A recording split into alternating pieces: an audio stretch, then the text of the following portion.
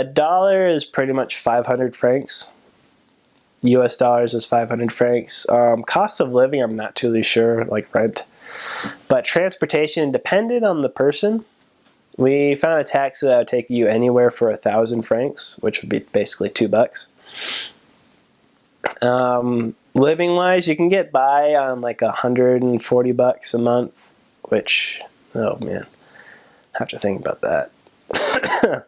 Math wise, that'd probably be, this is where I butcher it, but is like the conversion rate is like 1 to 2, because 1,000 francs is $2. So going on from there, if you have $140, it's like 200 and no. Each month we would live about like 75,000 francs. Yeah, 75,000 francs a month. And we would usually set that aside, like half of that would be for food. Like 50,000 of our francs would be for food, and then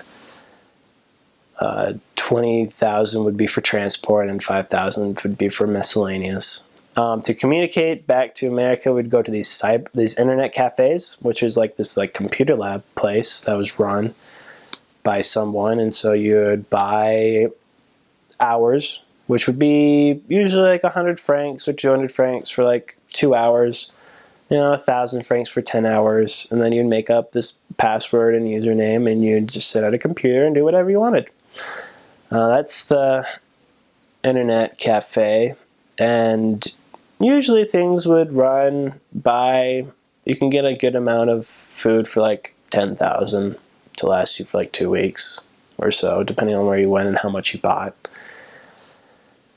Then you would have to like exchange gas. Gas would be in these like metal containers, sort of like the containers you'd use for if you're like grilling. That's how we'd prepare our food with oil bait. We'd use oil to fry things and cook them on I don't even know what it's called, but the Scouts use these a lot. It's these green like stoves.